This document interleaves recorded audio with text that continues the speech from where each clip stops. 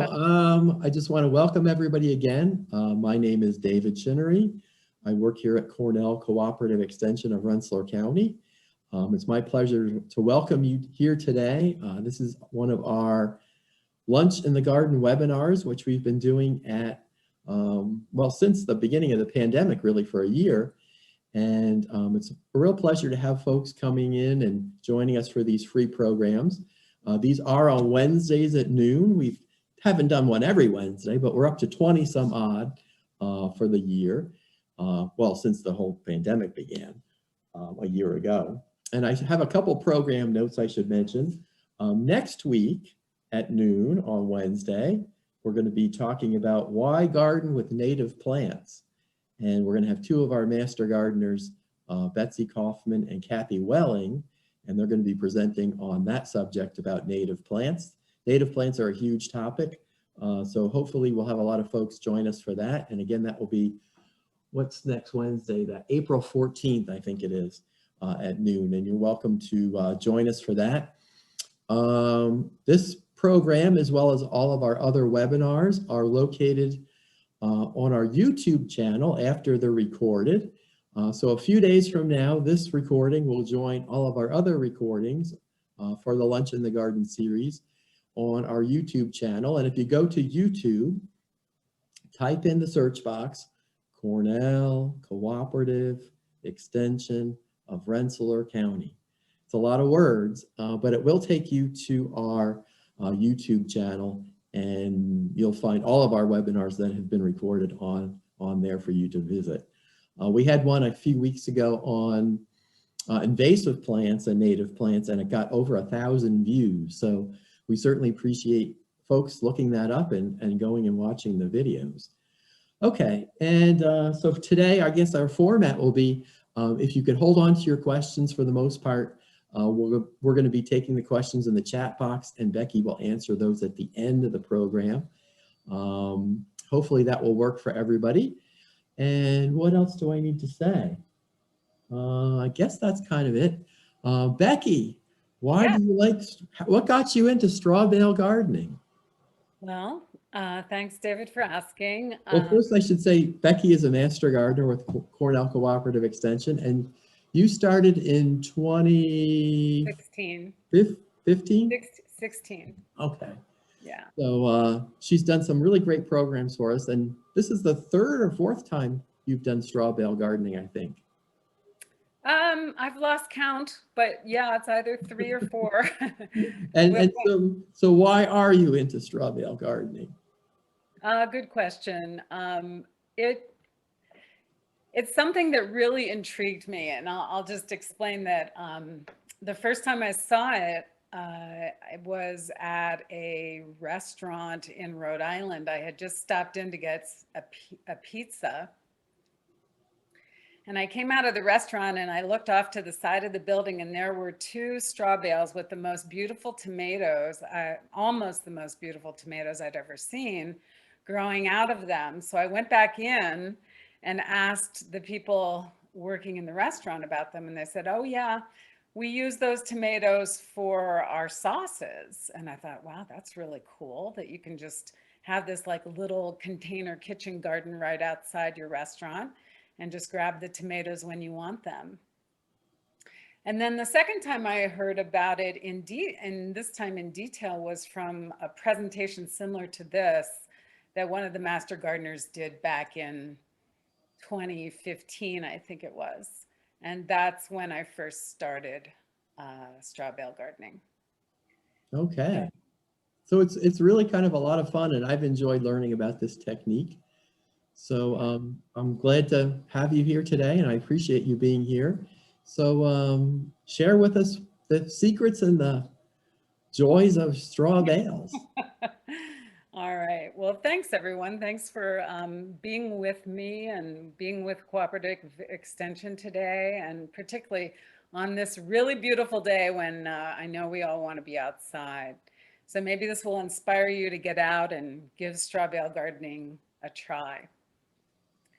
So one of the most intriguing things about straw bale gardening is that it is a type of gardening that can be done almost anywhere. You don't have to have a garden plot. You don't even have to have soil. You can set this up and you can create your own garden yourself, growing out of the straw bales. All right, I'm trying to advance my slide. Let's see. Okay, there we go. So I will get into the how, what, and why of which vegetables, etc., to grow, but I just wanted to spend a moment so we could all be clear on the difference between hay and straw, because I'll admit I grew up in the suburbs and I didn't necessarily know the difference until I started paying more attention to it. And you all may know the difference quite well. But just a refresher, hay is a plant that is grown such as grass or alfalfa, and it's used to feed livestock. Whereas straw is what's left over after grain is harvested. So it's plant stalks that are left over from harvesting grain. And it's mostly used for bedding for animals. So if you think of a drinking straw that we all have used, the stalks of the plant can work the same way, and that's why it's called straw. These stalks have a unique physiology that allows them to be super absorbent. The stalks are hollow inside with a very narrow inside tube.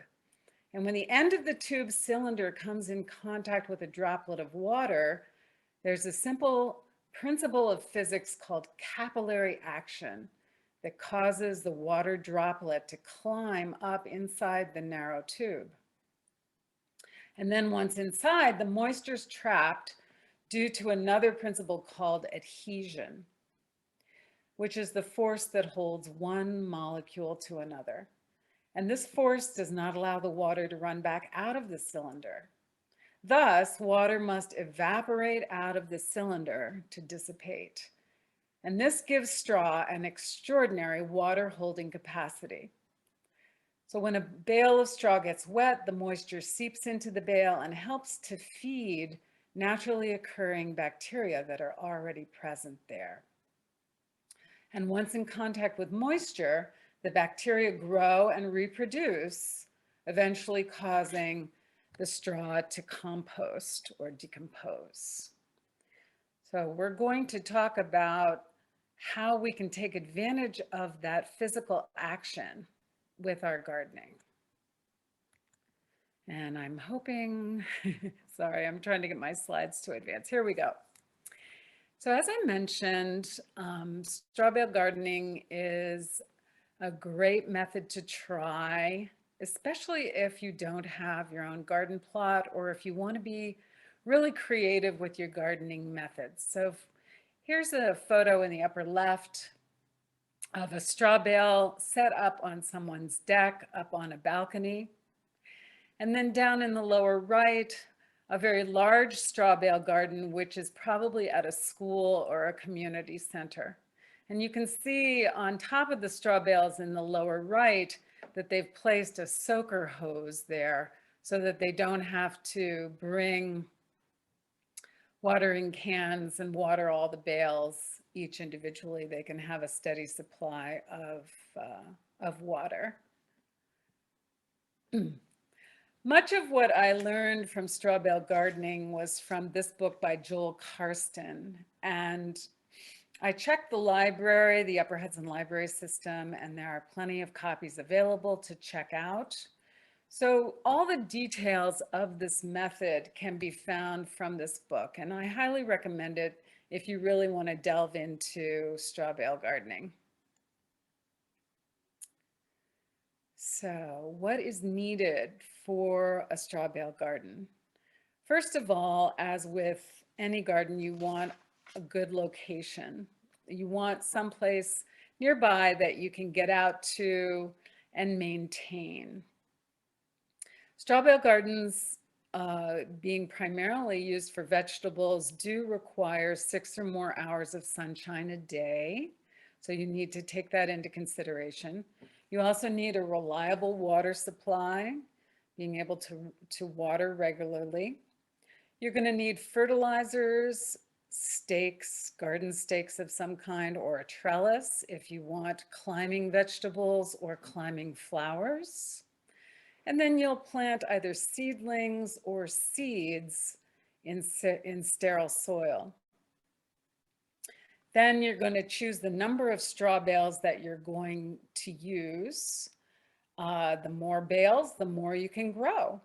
And you'll need to keep those tight by keeping the baling twine that's wrapped around the straw bales in place. So I'll walk you through the chronology of one of the years that I did straw bale gardening. And we'll start here with this picture of just placing the bales in place. So first of all, you want to line up your straw bales. I chose to use 2. And you want a north-south orientation to take the best advantage of the path of the sun in the summertime. And then, as I mentioned, you want to leave the baling twine on the bales and make that twine parallel to the ground. You may also want to put some weed guard down, like this weed cloth that I have here, and that will help keep the weeds down. The next step after you've got your bales in place is what's called conditioning. Now, conditioning is the process of getting your straw bales to compost internally to a stage at which they will support root growth. And the process of conditioning takes between 12 and 17 days. The exact time will be determined by whether you choose to use conventional fertilizer or whether you choose to use organic fertilizer. So you can see here that I chose to use an organic nitrogen source, which is mill-organite. There are others. And since I am very technologically inclined, I chose to use an empty Parmesan cheese container to sprinkle my fertilizer on the bales. So you can see on the right-hand side, after a few days of sprinkling this fertilizer on the bales, it looks kind of like I've frosted a cake. So the schedule is like this. As I mentioned, your conditioning schedule is going to take either 12 or 17 days. So if you see in the far left column, you have days 1 through 12. And then if you choose a traditional fertilizer, you can plant on day 12. If you choose an organic fertilizer, you're going to wait 5 more days and plant on day 17. So you'll want to count back from when you think you're going to plant, whatever the last date of frost is in your area, count back either 12 days or 17 days from then, and that will be when it's safe to plant. So it's essential that you allow the bales to condition or compost before you plant anything in them. So we'll just go through this conditioning schedule step by step. It's pretty easy, and believe me, if I can do it, anybody can do it. So these are the amounts of fertilizer you will use per bale. So in the case of organic fertilizer, for example, on day 1, you're going to sprinkle 3 cups of that mill-organite per bale on top. You're going to water to saturation, and what that means is you're going to water the bales until water pours out of the bottom of the bales. So that's introducing the moisture into the inside of the bales. Day 2, you're going to skip. You're still going to water to saturation. Day 3, you're going to add 3 more cups. And then you're just going to water to wash in the fertilizer. So it's not quite as much water as you would use to saturate the bales. You're just going to water it to the point where you feel like there's some action going on. The fertilizer is starting to sink into the straw. Next day, day 4, you're going to skip, but you still need to water. And in that case, you're watering to saturation. And et cetera, it keeps going down. You see on day 7 that we start to reduce the amount of fertilizer being used per bale. And then on day 10, you're going to add a source of phosphorus and a source of potassium, 3 cups per bale. And you're going to water that in as well. So that, let me go ahead one slide, and this is what that looks like. So in my case, as I said, I used an organic source. In this case, I used bone meal for the phosphorus, and I used wood ash from my wood stove for the potassium. Going back to the schedule, if you choose to use traditional fertilizer, you can use a nitrogen-rich lawn fertilizer. Just make sure that it does not contain herbicides of any kind. And then you would have to find another phosphorus and potassium source, like they recommend here, maybe a 10-10-10 mixture, which is readily available at most hardware stores. All right, so here's what it looks like after I've added the phosphorus and potassium. It looks like a different kind of frosting on top of the bales. The next thing you do is you decide if you're going to make a trellis. And the advantage of a trellis, as you see here, is that it will help support climbing plants. So let's say you want to plant cucumbers or tomatoes. They will have that trellis to climb onto. It also keeps your bales from slumping or shifting as they decompose. Now, they're not going to decompose to the point where they fall apart during the summer gardening season, but you'll see a little bit later on what they do look like after the winter. So here again is how my bales looked after I had conditioned them and when I had first planted my seedlings. You see the 2 garden stakes on either side of the bales, and those are really just very inexpensive garden stakes that you can get pretty much at any hardware store. And then I strung some wire in between. You're going to want to consider what irrigation options you have to use, with either watering with a hose, watering with watering cans, or using a soaker hose that you may want to set up before you plant on top of the bales, or you can use any of a variety of slow drip methods inserted into the bales. And I will mention one thing that I forgot to mention about the conditioning process. So going back here, when we water the bales, we want to use warm water.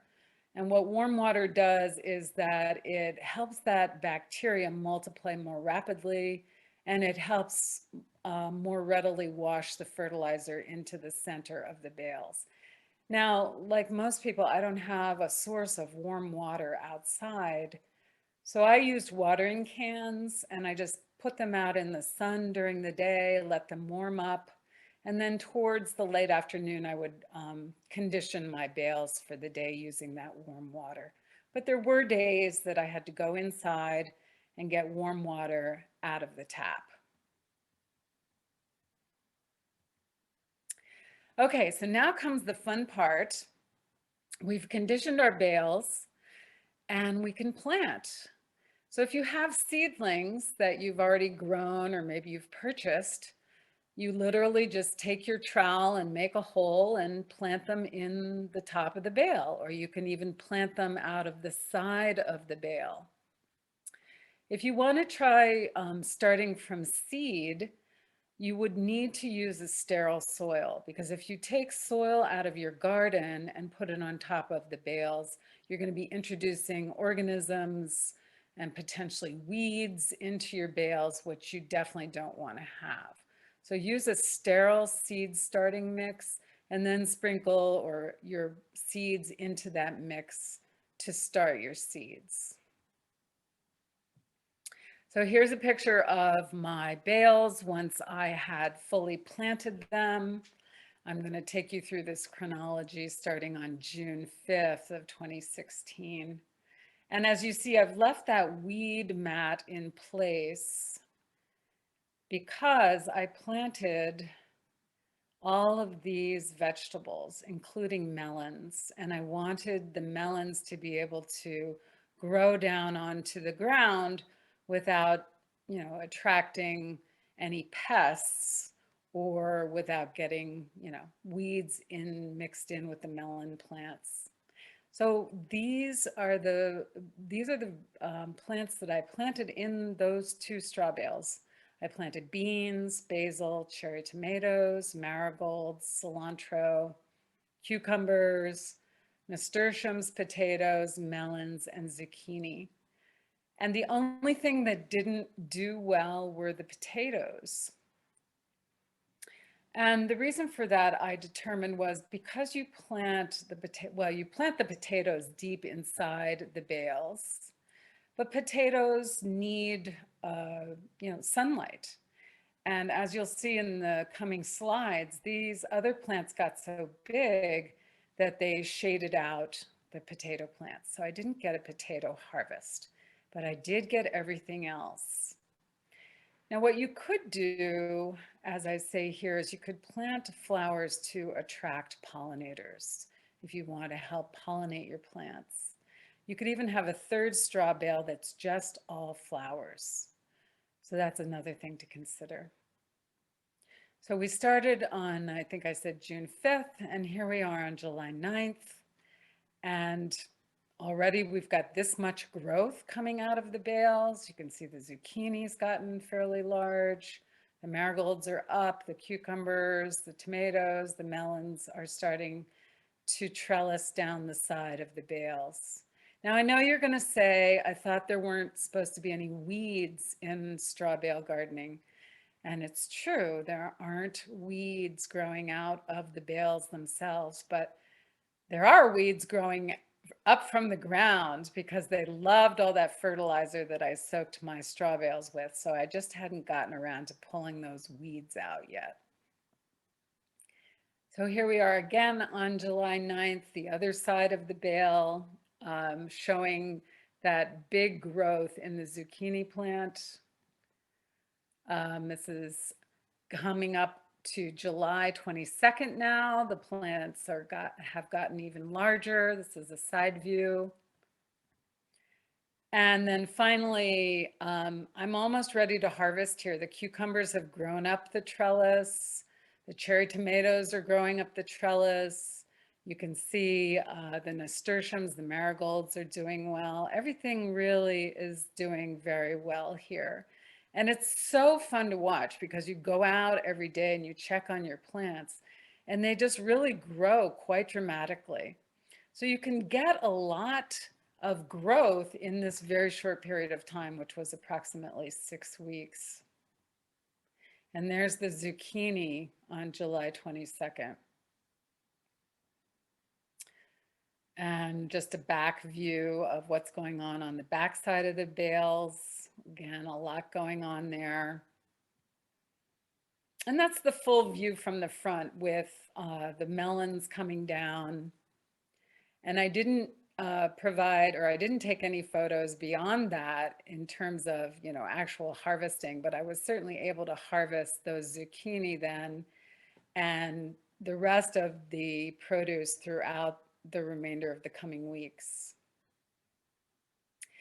And what's really cool to see is when you go to put your garden to bed at the end of the season, you pull out one of these plants from the bale and you can see the root structure there. So the roots have gone pretty much almost all the way down to the ground, but these roots and all the plant's nutrients came from within the 2 bales themselves.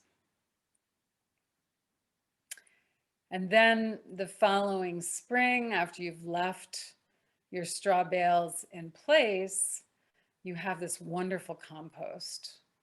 And it really is wonderful compost. It has even comes with worms. So I gathered all my compost up and put it in a corner of my garden, and then I grew potatoes in that compost in 2017. I got a great crop of potatoes out of it. So you can use that compost, which is, as you can tell, has a lot of nitrogen and other fertilizers from your straw bale gardening throughout the season. And it really does benefit your other plants that you may want to use it for. So just winding down, I actually don't have a whole lot more to say, but I will say that there are a lot of real advantages to straw bale gardening. First of all, it's relatively easy and inexpensive. It produces or can produce a great amount of vegetables and flowers. As I mentioned, you don't need a garden plot. You don't even need soil. It works for small spaces such as patios, driveways. I even saw a picture of a woman who had put a straw bale inside a grocery cart. For some reason, she had a grocery cart at home. She put a straw bale inside a grocery cart and she was able to turn it around. I guess she wanted it to be portable. So that would help keep it away from any potential animals that might want to munch on it. There's no weeding or soil preparation involved. So think about all that time that we spend preparing our garden soil or weeding in the course of the season. It makes really great compost. And it can be really a fun thing to do with kids at schools or community centers. It can be a great thing to do with older adults at senior centers, Girl Scout troops, all kinds of youth groups. You get an automatic raised bed when you use straw bales, and you can also plant on the sides of the bale, not just the top. You can extend the growing season by using a plastic, a plastic sheet to cover the straw bale. So if you wanted to start now and you were concerned by frost before the end of the frost time here in our area, you could cover your bales with plastic overnight just to protect from frost. You could easily move the location of the bales if it didn't, if you started it this year in one location, next year you could try it in a different location. You don't need to do any crop rotation. So this is something that we vegetable gardeners think a lot about, crop rotation. Not planting your tomatoes in the same bed every year, not planting your other vegetables over and over in the same bed each year. So with straw bale gardening, you don't need to think about crop rotation at all because you're just getting new straw bales every year. And then finally, you also don't have to think about soil-borne insects, viruses, or fungi because they aren't going to be present in your straw bales.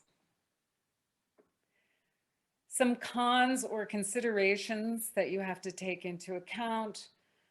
Straw bales do need a lot of watering, and I would say that they definitely need more watering than in a garden bed or directly in the soil because they can dry out.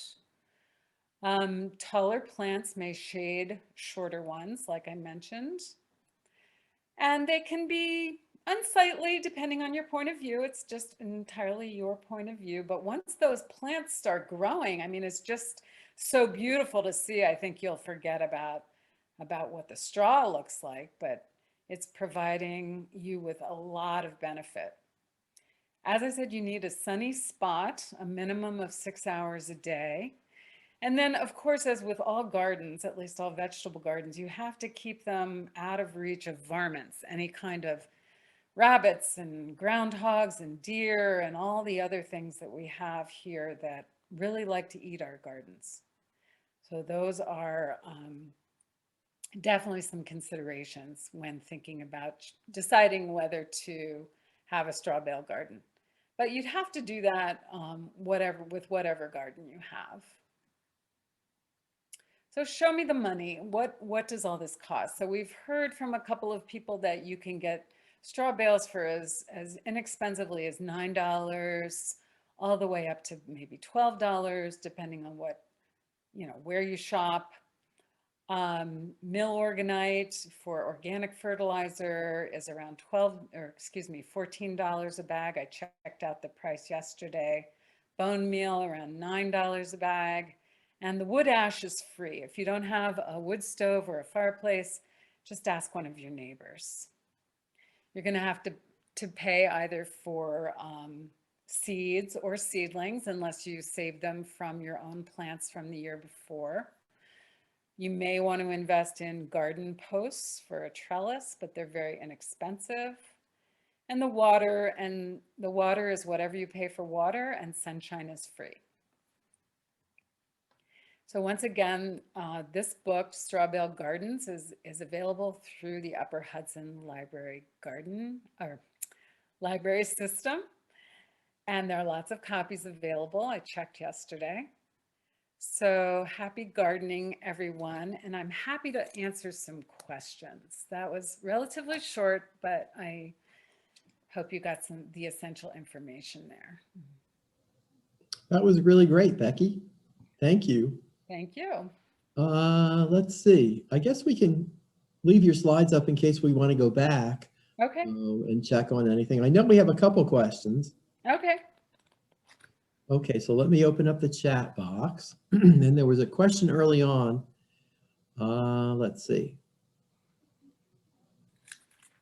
Could you use ammonia, household ammonia, to condition the bale? So that would be just straight nitrogen, because that's what's in ammonia, right? Well, I'm not a chemist, so I'm going to let you try to answer that question. Uh-oh. I don't know. Let me see if I can even think of an answer. So when you use your fertilizer, it's going to be containing nitrogen, phosphorus, and potassium. And when you use your organic fertilizer, it's going to have those three elements as well. And then you're adding extra phosphorus and potassium. So I guess, you could use ammonia. From my way of thinking, you could use ammonia, but you'd have to definitely add some phosphorus and potassium somewhere along the line. But my question would be, is if it's liquid, how is that going to work? Because you would just have this liquid that you would be spraying on the bale, I guess, and maybe watering it in a little bit. I'd be concerned that the saturation of the bales would just dilute the nitrogen so much that it wouldn't be able to remain inside the bale.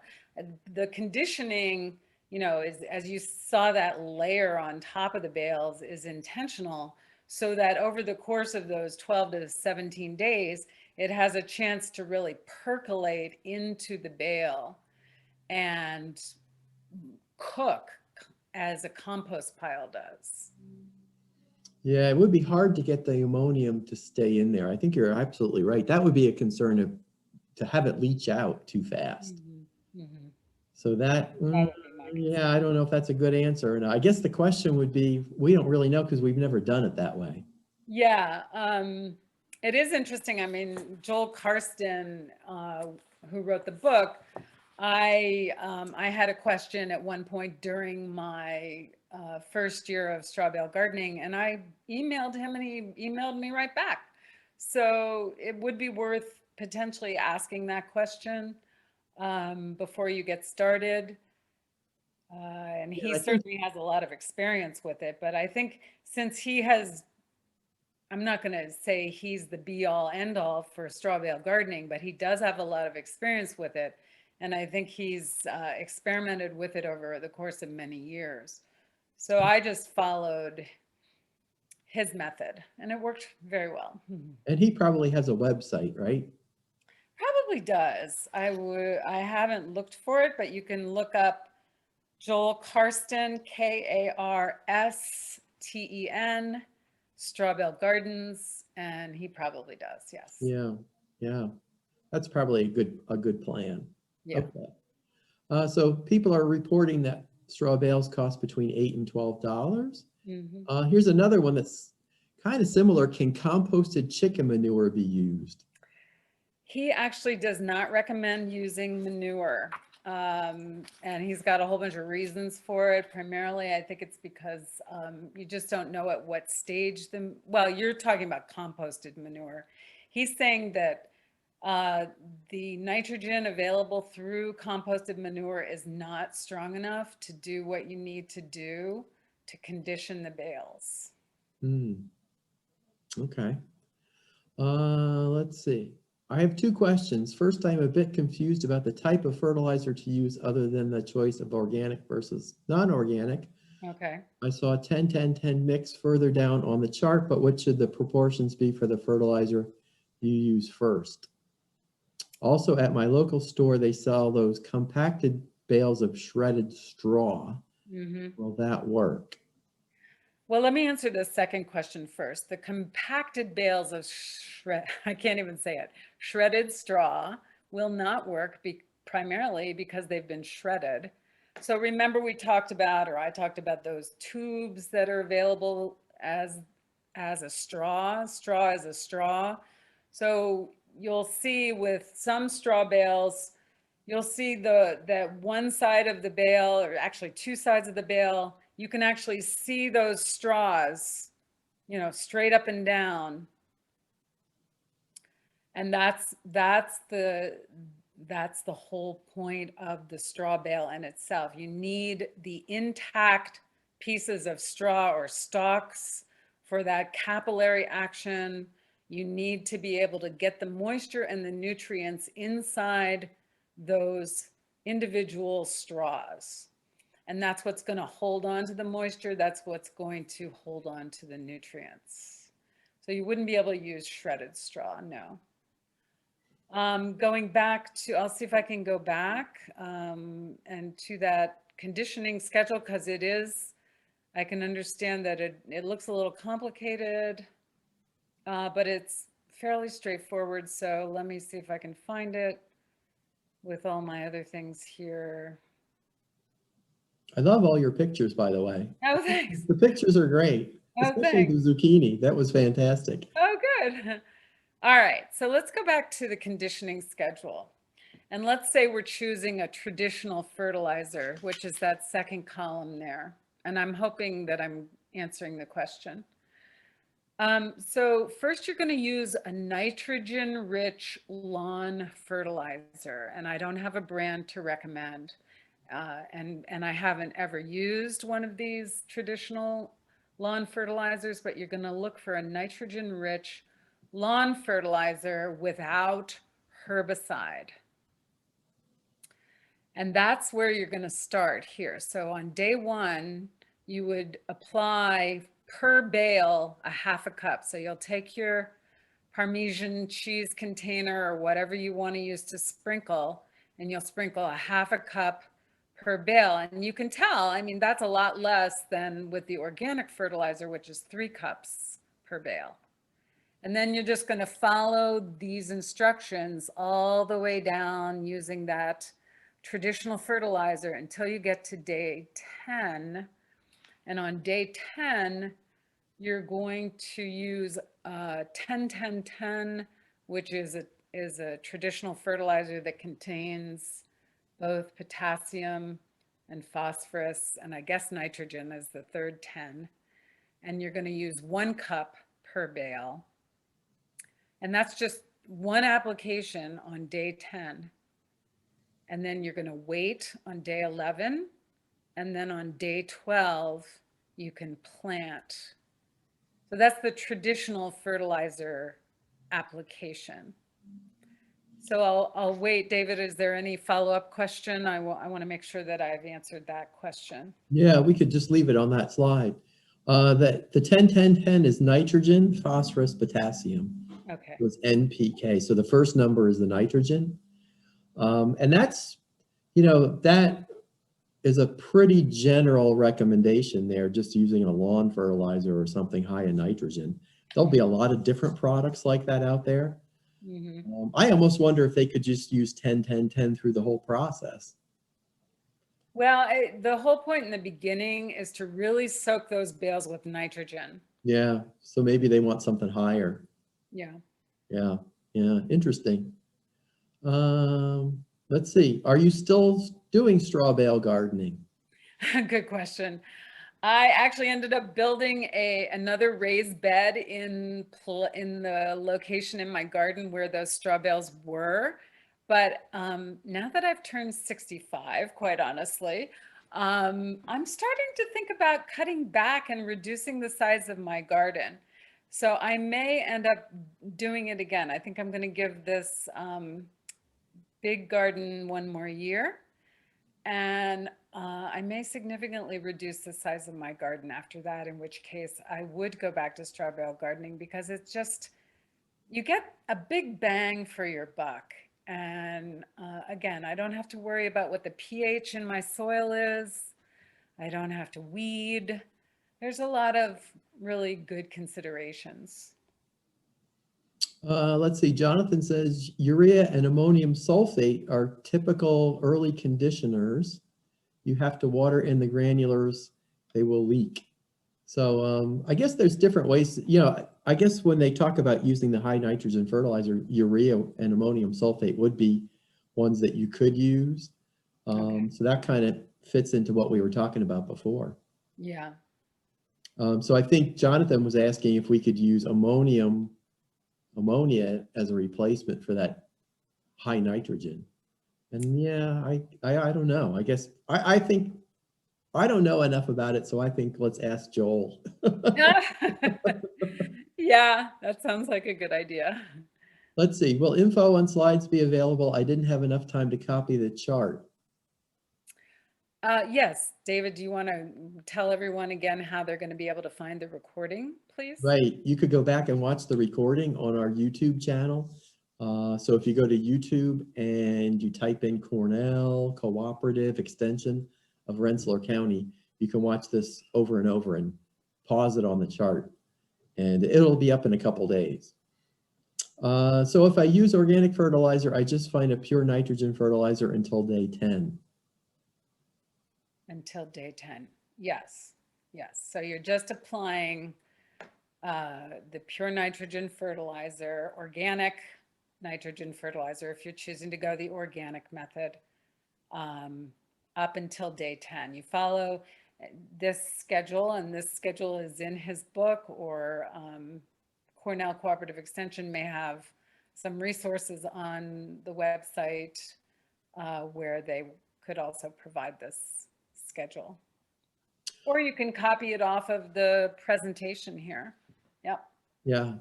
Do you fertilize the plants after the bales are conditioned? So like as the season goes, do you have to give it any more fertilizer? Yeah, you do a monthly fertilizer application. I just used my regular Miracle Grow for vegetables after that, and it was just once a month. And actually, since I got so much production within those first 2 months, I think I only needed to do it twice. Okay, so that's a follow-up. Could you set up a straw bale garden in the test garden? I think that they're talking about the demonstration garden. Yeah, we talked about that last year. I think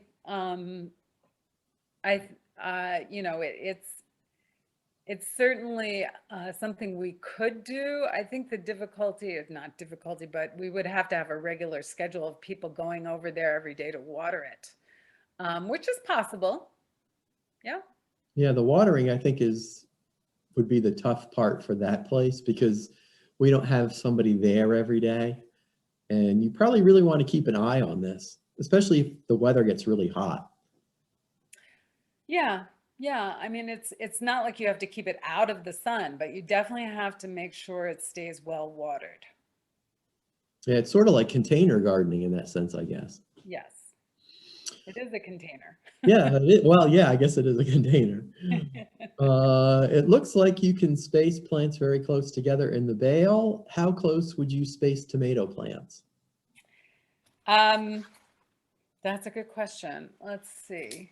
Oh, you know what? I even have a note on that. Thanks for asking that question. So you can put 2 tomato plants per bale. Okay. And And I you could really like to, grow, excuse me, you could grow lettuce underneath because lettuce can certainly take shading in the summertime. yeah, I really liked your comments about not worrying about diseases as much and problems, because people have so many problems growing tomatoes nowadays with the early blight Hmm. disease that stays in the soil. Hmm. So here is a system to grow tomatoes when you're not using your soil, Right. and you're not going to probably have a huge early blight problem, would be my guess. I wouldn't think so. Yeah. Yeah. And Jean says Joel has a website, strawbalegardens.com. There you go. Right. And there's articles in the New York Times.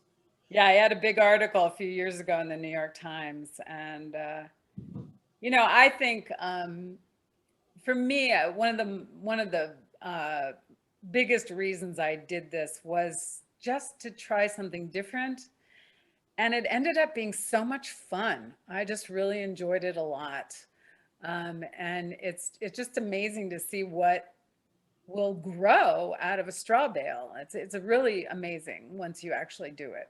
And as he says, we all kind of become straw bale garden aficionados after you've done it. Well, thank you, Becky. I think And that's it for the chat box. Do you want to stop sharing your screen? yeah, let's see how I do that. I can go. There you go. Oh, we have one more question. Did you actually get a good crop of melons? I got I think trying to remember. I think I got 4 melons that year. Um, which was enough for me, and I was able to share them with friends. I did want to point out that in this book, let's see if I can find it. He has gardening, growing charts. He gives you a whole schedule and a whole method of how far apart to plant your plants, how long they should take, how many plants per bale. He gives you lots of different ideas for how many bales to use, different pictures or images of lots of different ideas of straw bales and what design you could use to set up, big or small. Let me find one. You could get fancy with your trellis. You could make a really interesting setup like this. There's all kinds of things you could do with it, really. So be creative.